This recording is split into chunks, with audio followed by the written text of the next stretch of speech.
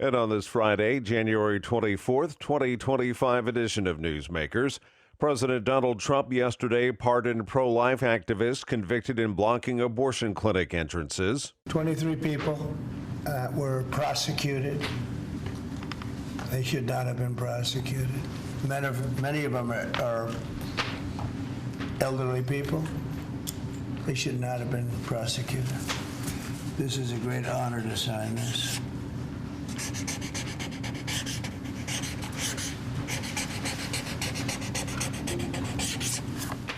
The news of the pardons comes ahead of today's annual March for Life in Washington, D.C. President Trump was out of town but was to address the rally via pre-recorded video message, and Vice President J.D. Vance is a featured speaker. Organizers have estimated around 150,000 marchers today, which is in line with previous events. After decades of fighting to overturn Roe v. Wade, organizers are seeking to focus on the multiple state-by-state battles taking place over abortion rights.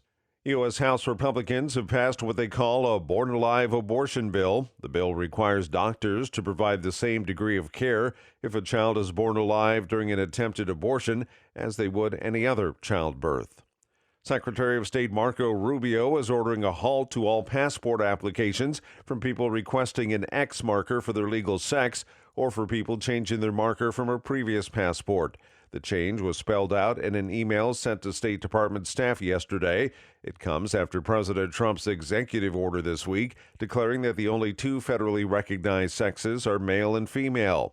The X marker started being used in 2022 after a 2015 lawsuit from a Navy vet who wanted to use a gender-neutral marker. Rubio's email said that the policy of the United States is that a person's sex, not gender, will be used on documents and that sex is not changeable. Rubio went on to say that guidance on current passports using an X marker would be forthcoming. A Louisiana law that mandates the Ten Commandments be posted in public schools was up for debate yesterday before the most conservative federal appeals court in the country. It's being challenged by a group of parents. Attorney Jonathan Youngwood said the state mandate tramples on religious liberty and erodes the separation of church and state. But attorneys for the state argue that the law is plainly constitutional. No matter how the Fifth Circuit rules, it's expected the case will eventually make its way to the U.S. Supreme Court. A pastor who turned his Ohio church into an around-the-clock shelter for homeless people has been in a legal fight for more than a year over his ministry.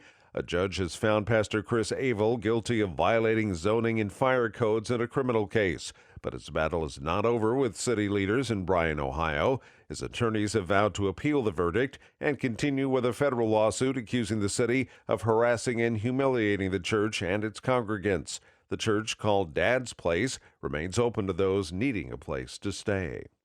And that's Newsmakers for this Friday, January 24th, 2025 edition. I'm Keith Black.